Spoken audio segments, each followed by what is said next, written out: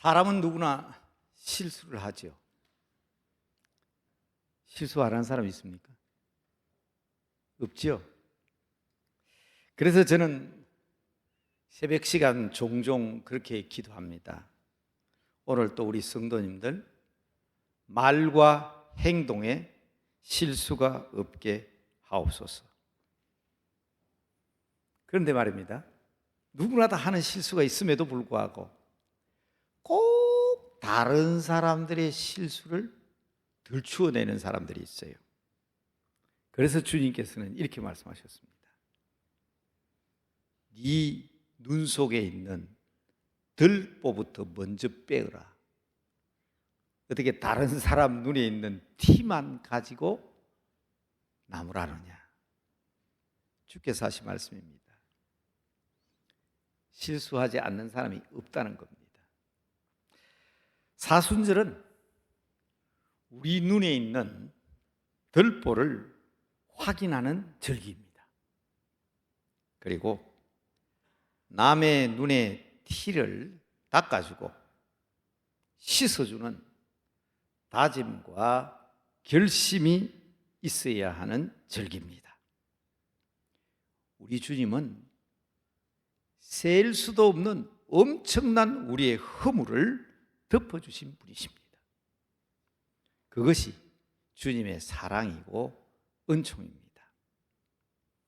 십자가의 거룩한 사랑입니다.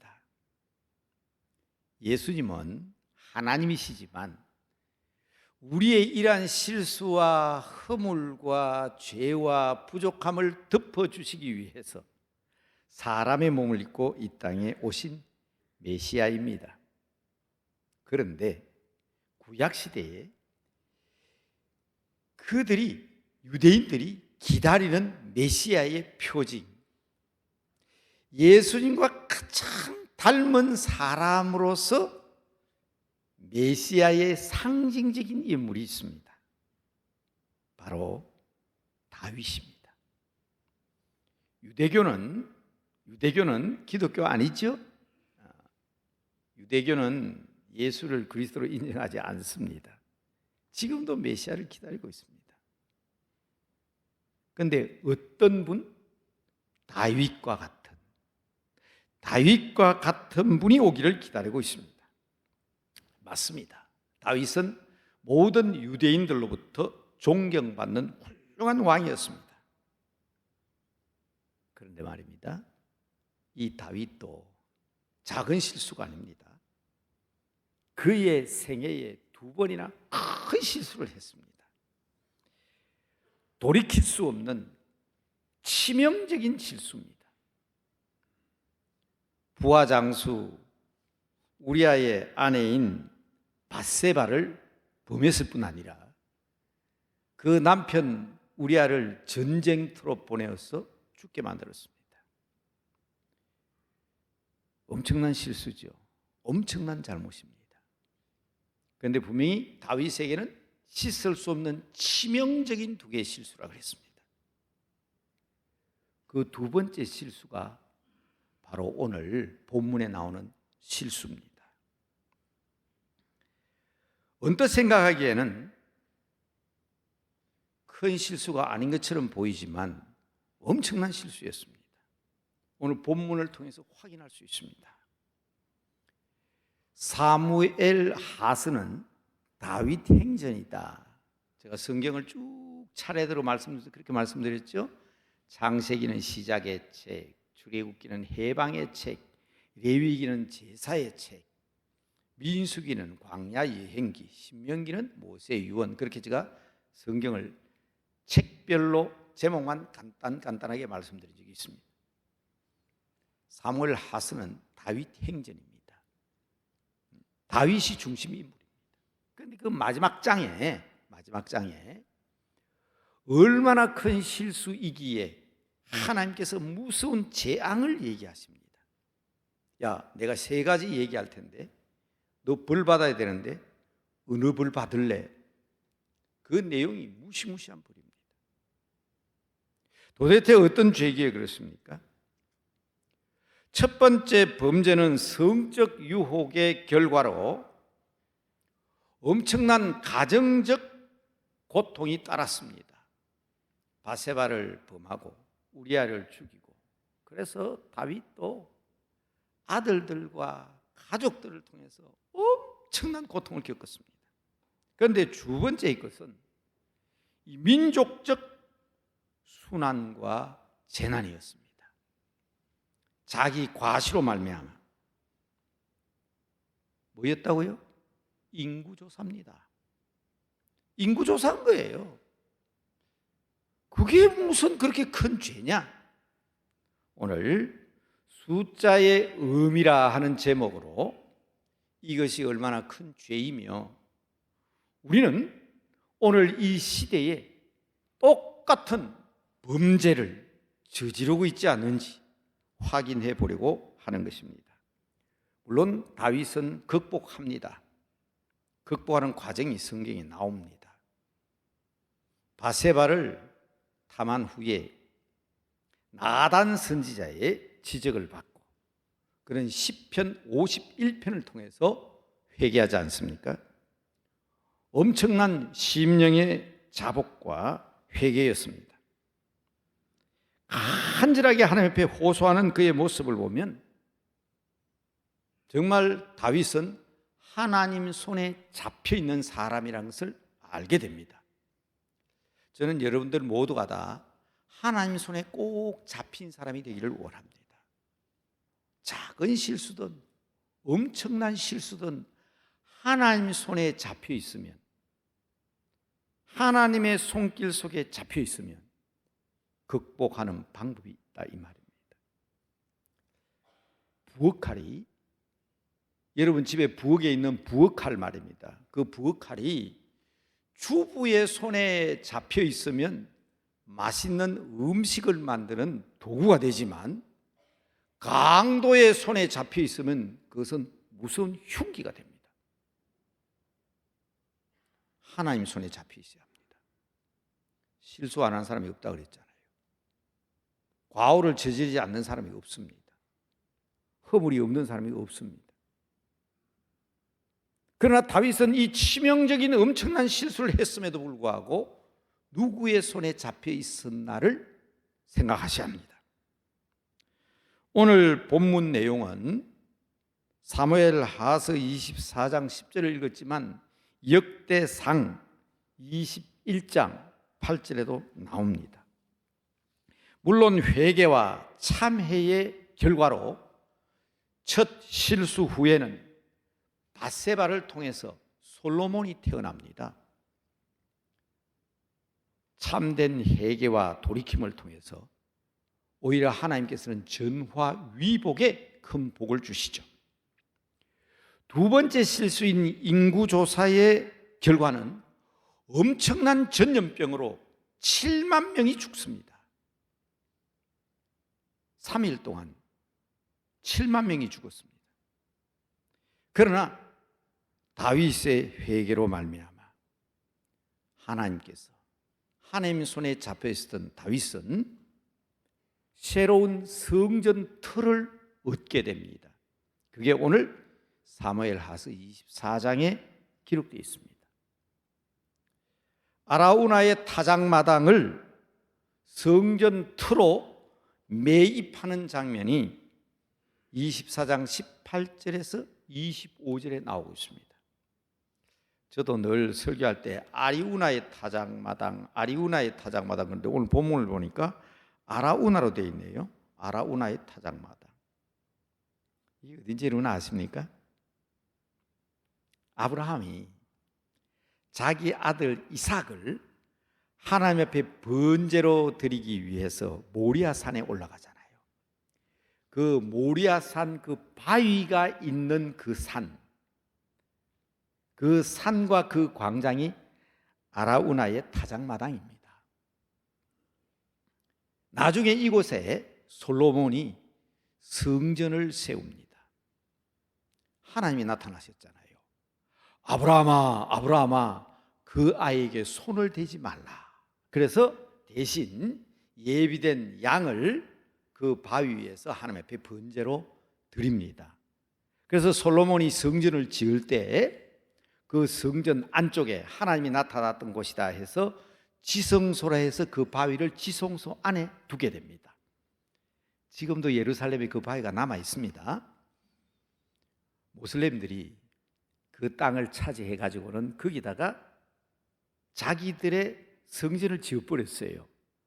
그래서 감람산에서 이렇게 보면 황금사원이라 그러죠. 이렇게 지붕이 둥근 큰 사원이 있는데 아마 지금은 그 안에 사람들이 함부로 못 들어가는 것 같아요. 저는 한 20년, 한 30년쯤 거의 된 것 같아요. 제가 직접 방문한 적이 있는데 그때는 안에 들어갈 수가 있었어요. 사진을 못 찍게 하더라고. 그 안에는 큰 돌밖에 없어요. 마호메트가 거기서 말을 타고 올라갔다. 그런데 유대인들은 접근을 못합니다. 지성소 자리이기 때문에. 그래서 지금은 황금사원으로 남아있지만 그 안에는 큰 바위가 있습니다. 바로 그게 바로 오늘 다윗이 이 일로 말미암아 하나님 손에 잡혀있는 다윗이 회개하고 벌을 받고 말입니다. 그래서 하나님께서 주신 선물입니다. 지금도 있어요. 그런데 제가 말씀드리는 것은, 중요한 것은 우리들에게도 이와 같은 유혹이 계속 이어지고 있다는 겁니다. 그러나 이러한 유혹을 이기는 길은 우리가 하나님 손에 잡혀 있어야 한다. 주님 손에 잡혀 있어야 한다. 물량주의 시대죠. 실적을 중시합니다. 지금 이 시대는 큰 숫자나 높은 통계, 최고의 인기와 지지도를 강조합니다. 뭐 TV 보니까 한 주일에 한 번씩 그냥 정치하는 사람 지지도 조사하는 것 같아요. 전부 다 숫자입니다. 그렇죠? 다 숫자로 지지도를 조사합니다. 대단한 부의 소유, 모든 것이 다 숫자로 계산되어지는 지금입니다. 부득이하다고 생각합니다. 여러분, 숫자와 떨어질 수 없잖아요. 오늘 우리가 성경 말씀을 찾았는데 성경 말씀도 우리 숫자로 찾았잖아요.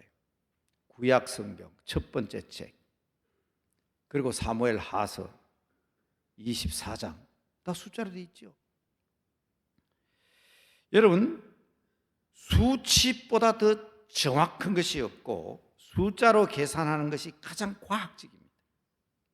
숫자는 정확합니다. 그래서 제가 물어봤어요. 누구에게 물어봤어요? 하도 요새 인공지능 AI, 그래서 제가 챗 GPT에 인공지능에게 제가 직접 물어봤습니다. 숫자의 의미가 무엇입니까? 여러분, 이 인공지능 사용하시는 분은 저 마크가 보이시죠? 위에는 제가 질문한 겁니다. 그런데 밑에는 인공지능이 아마 대답하는데 한 몇 초 걸린 것 같아요. 한 3, 4초, 한 5초 지나니까 저렇게 대답이 나왔어요. 자, 첫 번째 것은 좀 두고 두 번째 설명이 그렇습니다. 뭐 수학 시간도 아닌데 제가 구체적으로 설명할 필요는 없을 줄로 압니다만은 한마디로 말하면 이 숫자는 우리와 떨어질 수 없는 관계라는 거죠. 분수, 소수, 심지어는 음의 정수, 양의 정수 등등 숫자는 우리와 분리될 수 없는 관계다. 맨 아래쪽에 세 번째 단에는 문화적 의미를 설명하고 있더라고요. 7이라는 숫자는 행운의 숫자라든가 혹은 13의 숫자가 의미하는 것은 이런 것이다. 그래서 제가 다시 물었어요. 1이라는 숫자의 의미는 뭐냐? 재미로 제가 물어봤어요. 와, 엄청나게 많은 양의 대답이 나왔어요. 다 소개할 수는 없고요. 모든 것은 1로부터 시작하잖아요. 그런데 제가 말씀드리고자 하는 것은 이 인공지능 그러시는데 얘가 지금 숫자와 우리의 생활과 절대로 분리될 수 없다는 것을 이런 방법으로 설명합니다. 수량, 크기, 순서, 비율, 형태로 나타나는 것이 숫자다. 수학적인 계산, 통계, 과학, 경제, 금융, 우리가 분리될 수 없는 거 아닙니까? 그렇죠? 숫자는 우리가 분리될 수 없습니다. 앞서도 말씀드렸지만 오늘 우리가 성경을 찾아도 숫자로 찾았잖아요. 첫 번째 말씀드리는 것은 숫자가 우리에게 중요합니다. 숫자는 우리 생활과 깊은 관계를 가지고 있습니다. 떨어지려고 해도 떨어질 수가 없습니다. 숫자와 우리는 불가 분리, 사자성어로 불가 분리, 분리될 수 없는 불가한 것이 숫자입니다. 반드시 필요한 것입니다. 아이가 뱃속에서 잉태되면 그때부터 숫자로 계산합니다. 10달이 지나면 태어날 것이다. 죽을 때까지 우리는 나이를 계산하지 않습니까? 이렇게 중요한 것이 숫자입니다. 필요합니다. 분명히 말씀드렸습니다. 중요하다고 말씀드렸습니다. 그러나 오늘 말씀을 통해서 확인하려고 하는 것은, 두 번째 말씀을 드리는 것은, 오늘 말씀의 핵심은 숫자로 인하여 범죄하지 말자. 숫자로 인하여 범죄하지 말라는 겁니다. 다윗이 왜 인구조사를 했을까요? 다윗 시대가 이스라엘 역사 가운데 가장 융성한, 번성한 시기입니다. 백성들의 마음도 교만해져 있었지만 인구조사를 한 이유는, 더 큰 욕심은 병력의 증강을 통하여 장정들을 소집하기 위해서였습니다. 같은 내용이 역대상 21장에도 나오는데 1절에는 이렇게 되어 있습니다. 왜 인구조사를 했냐? 사탄의 충동으로. 하나님 손에 잡혀있던 사람이 하나님 손에 꼭 잡혀 있어야 되는데 누구의 충동으로? 사탄의 충동으로 인구조사를 했다는 겁니다. 어떻든 간에 중요한 것은 이렇게 중요한 숫자가 어떤 충동질을 하고 있습니까? 교만, 허영심, 과신. 내가 가진 것이 숫자적으로는 이만한데,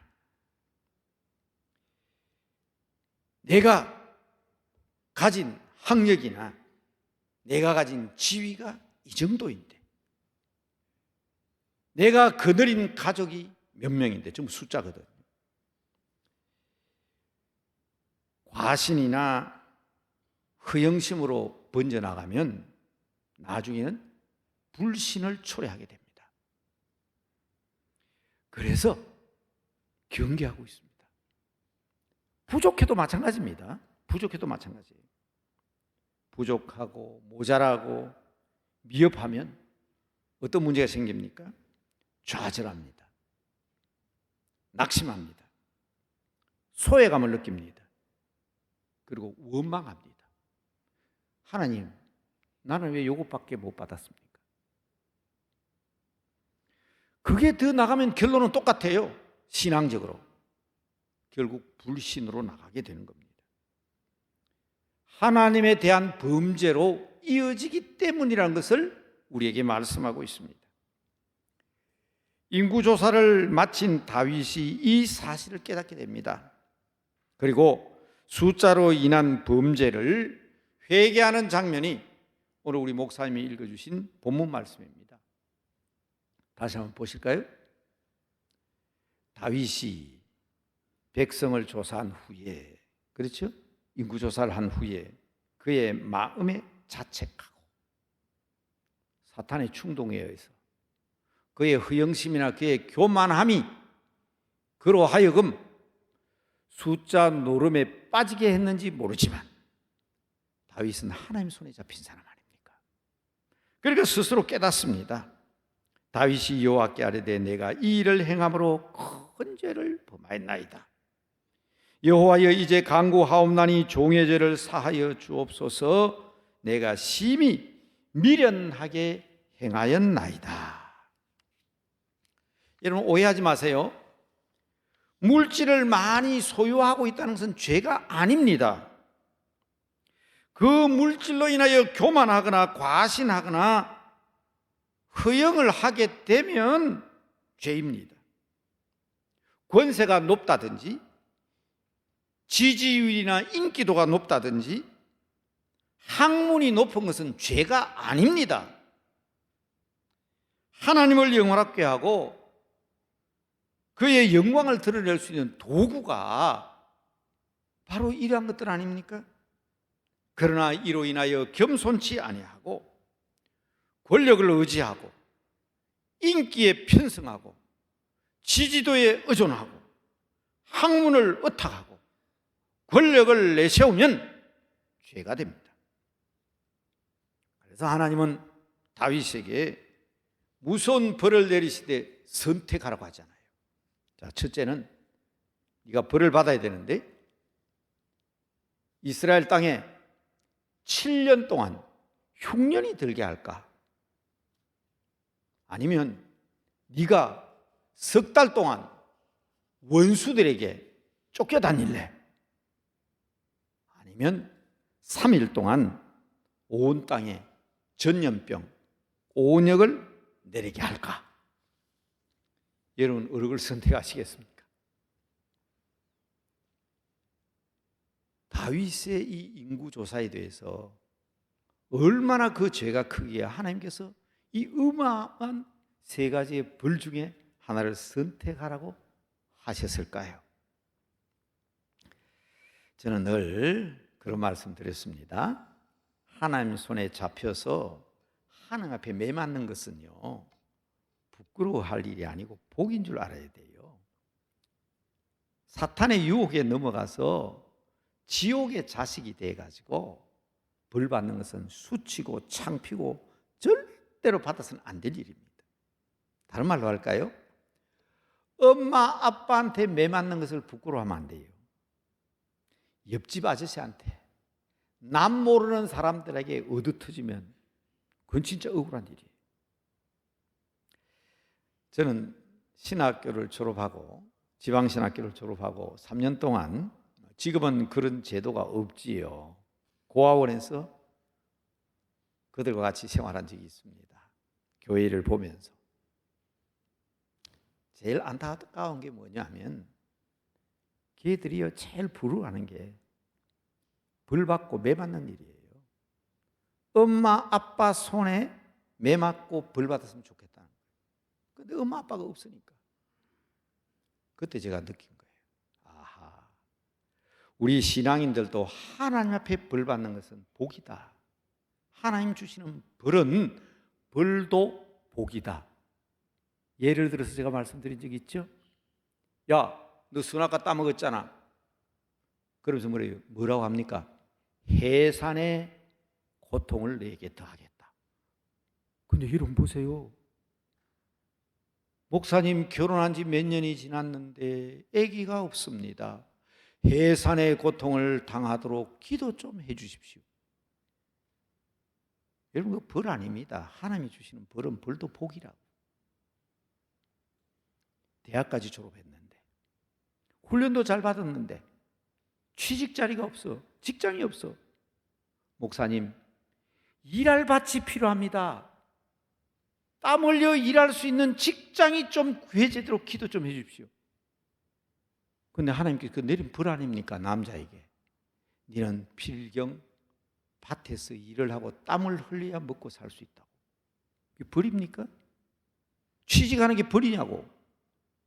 복이지. 예를 들어서 제가 말씀드린 겁니다. 하나님 주시는 벌은 벌도 복입니다. 제가 말씀드리는 것은 하나님 손에 잡혀 있으면 모든 것이 다 전화위복이에요. 하나님이 사랑하시기 때문에 우리에게 때때로 벌을 주시기도 하시고, 하나님께서 우리를 사랑하시기 때문에 우리에게 때때로 고난도 주십니다. 그걸 우리가 기억하고 생각하면서 아버지 앞에 기도하는 절기가 사순절 아닙니까? 그런데 이 벌은 좀 지나치잖아요. 인구조사했다고 내리는 벌치고는 7년 흉년? 3개월 동안 원수 대제 이렇게 쫓겨다니는 것, 다윗은 이제 이골이 났습니다. 왜냐하면 사울 왕에게 쫓겨다녔잖아요. 자기 자식들에게 쫓겨다닌 사람입니다. 또 원수 대적들에게 석 달 동안 쫓겨다녀야 돼요? 그래서 다윗은 이렇게 대답합니다. 나 사람들 손에 고통당하는 건 싫습니다. 하나님 손에 의해서 고통을 당할게요. 그게 다윗의 대답입니다. 왜? 하나님 손에 잡혀 있으니까. 하나님은 벌을 주셔도 주시는 벌이 복이 될 수 있으니까. 그런데 안타깝게도 7만 명이나 온역에 죽었습니다. 만약 7년 흉년이었다면 그 결과가 어떠했겠습니까? 하나님의 손이 아닌 사람의 손에 의해서 석 달 동안 쫓겨다녔다면 어떠했겠습니까? 말씀의 결론은 간단합니다. 한번 따라합시다. 하나님은 복 주시는 분이십니다. 믿으시면 아멘. 엄청난 재앙처럼 보이지만 그러나 이러한 징벌을 통해서 그 결과는 언제든지 하나님은 복으로 마감하십니다. 하나님 손에 잡혀 있으면 말입니다. 예수 그리스도를 믿는 믿음 안에 있으면 말입니다. 물론 사람을 통해서 복을 주시죠. 인간적인 판단으로 교만해서도 안 되고 좌절해서도 안 됩니다. 내가 풍족하다고, 숫자적으로 풍성하다고 교만해서도 안 되고, 부족하다고 해서 좌절하거나 낙심할 이유가 없습니다. 말씀을 정리하면서 말씀드립니다.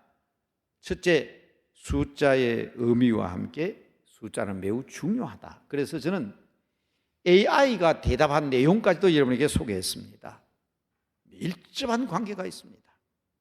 우리 모든 성도들이 다 풍성한 복을 받고 숫자적인 의미로 하나님께 주시는 은혜와 능력이 여러분들에게 늘 충만하시기를 바랍니다. 그러나 두 번째 내용은 숫자는 숫자에 불과합니다. 숫자로 범죄하지 마시기 바랍니다.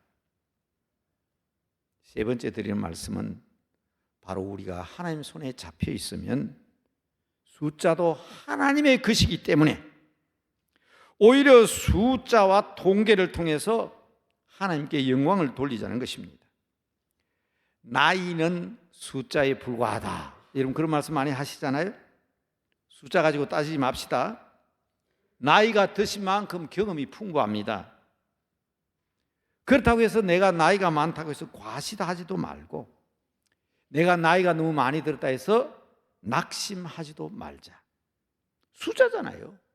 숫자일 뿐입니다. 하나님 손에 있는 겁니다. 아직도 일할 수 있습니다. 복 받아야 합니다. 교회도 그렇습니다. 교인 수가 중요합니다. 예산이나 재정도 중요합니다. 재산이나 물질적인 수치도 맞습니다. 매우 중요합니다. 그러나 여러분, 주인은 하나님이시고 하나님이 일하십니다. 우리 교회 다음 세대에 대한 수치는 자랑할 만한 수치는 아닙니다. 그러나 그렇게 좌절하고 낙심할 만큼, 걱정할 만큼 그런 다음 세대도 아닙니다. 일부 예배 시간에 제가 이 얘기를 하면서 이렇게 보니까 일부 예배 시간에는 교사들이 많아서 그런지 연세 드신 어른은 몇 명 없더라고요. 다 30대, 40대 사람들이더라고요. 자랑할 만큼 많은 숫자는 아니지만 그러나 낙심하고 좌절할 숫자는 아닙니다. 그런데 어떤 분들은 매우 극단적인 생각을 하는 분들이 계시는가 봐요. 지난 주일에도 특강 시간 마치면서 기도하기 전에 제가 말씀드렸습니다. 위기로 알면 위기를 맞지 않을 수 있다. 위기로 알면 위기에 대해서 대처를 해야지. 위기로 알면서 위기를 맞는 사람이 어디 있습니까?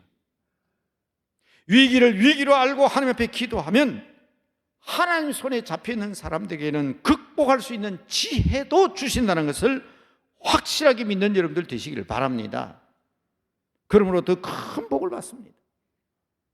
앞서 제가 자랑할 만한 것은 아니지만은 그러나 낙심하거나 좌절할 정도는 아니다고 말씀드렸죠. 비관하지 마시고요. 하나님께서 우리를 이 교회 주인으로 세워주셨습니다. 어제 우리 아이들이 70여 명의 아이들이 모였습니다. 부모님들도 같이 나왔습니다. 우리 시무장님도 다 나오셨습니다. 70명이 넘는 아이들이 우리 목사님들이 강단 위에 쭉 앉아서 혼자 다 할 수 없으니까 우리 교육 목사들까지 6명인가 7명이 다 서서 아이들 한 사람 한 사람에게 축복 기도를 했습니다. 아마 한 사람 앞에 10명씩 해도 70명이잖아요. 한번 보실래요? 어제 애들 모였던 장면. 네. 샬롬 샬롬 샬롬 샬롬 샬롬 내니 두려워 말아라 나의 아들 나의 딸아 안심하라 샬롬 샬롬 샬롬 샬롬 샬롬 샬롬 나의 평안을 주노라 세상과는 다른 평안 두려워 마라 샬롬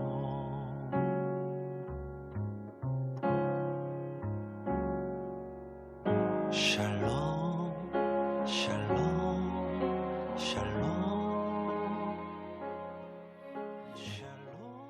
너무 진지하게 하다 보니까 전체 장면에 대한 사진, 동영상을 못 찍었대요.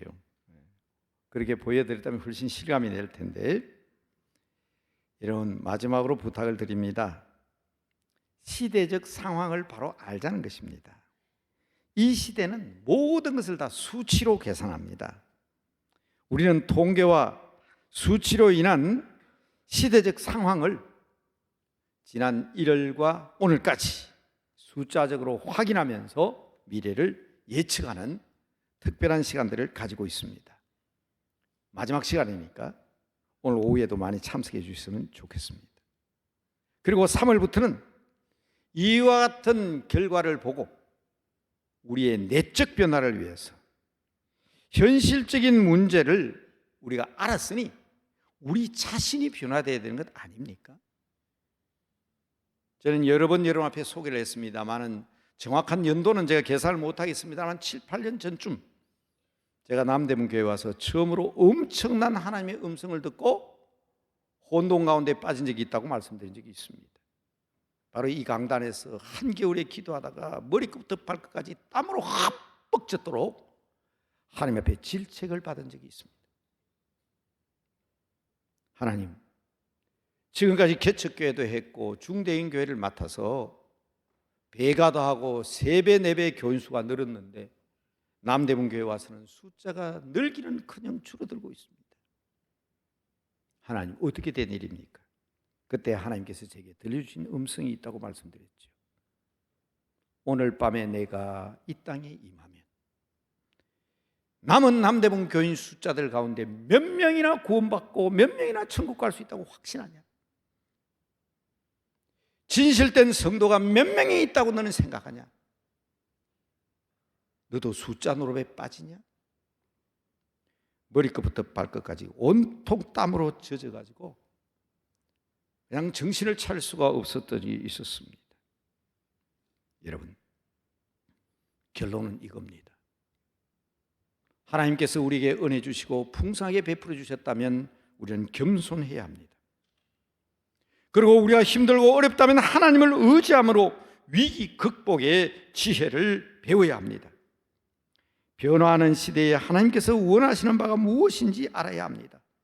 크고 많고 높은 것의 유혹으로 말미암아 외형적인 것에만 치중하는 경향이 많습니다. 그러나 언제나 외형적인 것은 내적인 것에 의해서 좌우된다는 사실을 기억하시기 바랍니다. 받은 은혜가 크고 놀라울수록 더욱더 겸손의 옷을 입어야 합니다. 높이 쌓아 올리려면 더욱더 확실하고 튼튼한 기초공사를 해야 합니다.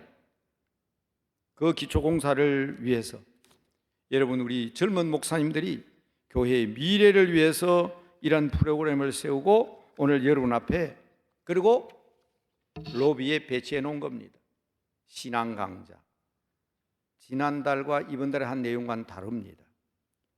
신앙적 내실을 풍족케 하고 은혜 받고 능력 받아 우리가 하나님 앞에, 언제나 외형적인 것은 내적인 것에 의해서 좌우되기 때문에 신앙의 튼튼한 기초공사를 위해서 오래 지속되는 영광을 누리려면 옳고 바른 길, 정직한 길로 가야 합니다. 내실이 있는 신앙생활을 위해서 주님만 의지하고 나가야 합니다. 여러분, 저도 아직 힘이 있습니다. 아직도 목회할 수 있습니다. 그러나 여러분, 왜? 묻습니다. 목사님 왜 그렇게 결단했냐고, 왜 그러시냐고. 바로 변화의 시대, 오늘이 꼭 만 3년입니다.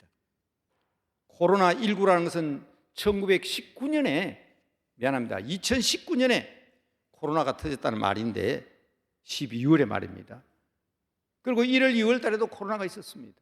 그러나 우리가 예배를 드리지 못하고 어려움인 것은 3월부터입니다. 오늘이 꼭 만 3년입니다. 이제 새롭게 내실 있는 교회로 성장하고 발전하기 위해서는 우리가 해야 할 일이 무엇인지 다시 한번 확인하고 기도하고 새롭게 나아가자는 의미에서 저도 저 자신을 포기한 것이고, 여러분들도 이 일을 위해서 기쁨으로 받아들여 주셔서 이 일을 위하여 나가는 것입니다. 저는 참 감사한 것은 공개적으로 말씀을 드리지 않았지만 지난 12월 13일 대한민국 6만 교회와 우리 교단 1만 교회를 바라보고 연구해 달라는 한국교회연구원 원장으로 취임을 했습니다. 지난 1월, 2월 2달 동안 대한민국 교회를 두 눈 부릅뜨고 어떻게든지 한국교회가 달라져야 되기 때문에 살피다가 깜짝 놀랐습니다. 숫자를 자랑하던 교회들이 지금 살아있는 교회가 몇 개나 됩니까? 물론 그 중에 신실한 교회 몇 군데는 있지만 거의 태반 이상이 다 엄청난 비극과 어려움을 겪고 있습니다. 여러분, 신앙과 믿음이 우선입니다. 하나님을 의지하는 것이 우선입니다. 수적 노름에, 그리고 숫자의 진정한 의미를 바로 깨닫기 위해서 우리의 내실을 기하고 우리 자신의 믿음을 성숙한 신앙으로 성화시켜야 합니다. 이 일을 위해서 함께 기도하는 제목들을 여러분 앞에 내어놓습니다. 첫 번째 기도 제목은 실수를 반복하고 쉽게 죄 짓는 저희들입니다. 다윗처럼 하나님 손에 꼭 잡혀서 회개하며 변화할 수 있는 기회를 얻게 하옵소서. 이 세상은 물량주의, 출세주의, 지상성장주의가 팽배해 있습니다. 이런 때에 우리는 주님의 바른 은혜로 말미암아 바른 믿음 생활로 세상을 이기게 하옵소서. 주신 복과 은혜가 크면 클수록 더욱더 겸손하게 하시고, 부족하지만 저희들로 말미암아 하늘의 영광이 이 땅에 충만하게 하옵소서. 귀한 기도 제목들을 생각하면서 잠시 고개 숙이시겠습니다. 기도하십시다.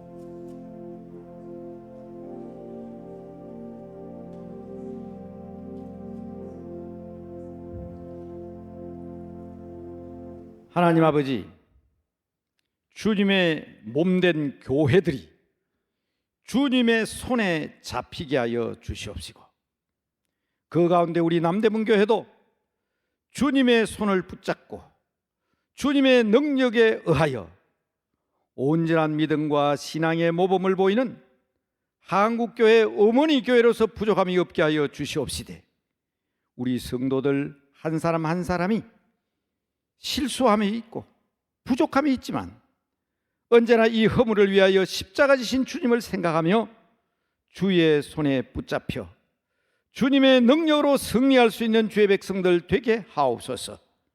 이 마지막 시대에 세속에 물들지 않게 하시고 물량주의, 출세주의, 성장주의에 빠지지 않게 하시고 온전한 믿음으로 바로 서서 아버지의 뜻을 이루는 거룩한 성도들 다 되게 하옵소서.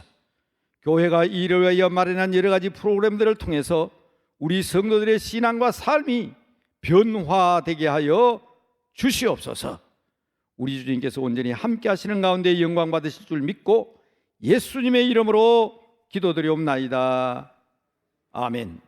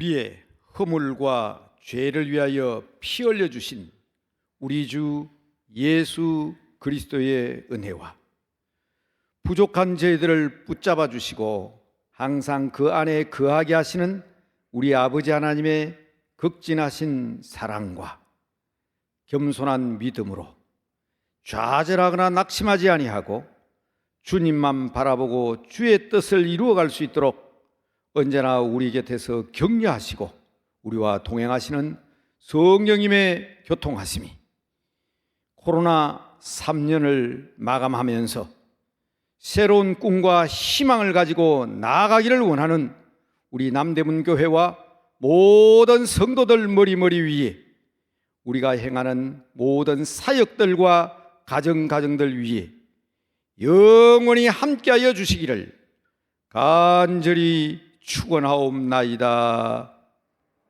아멘.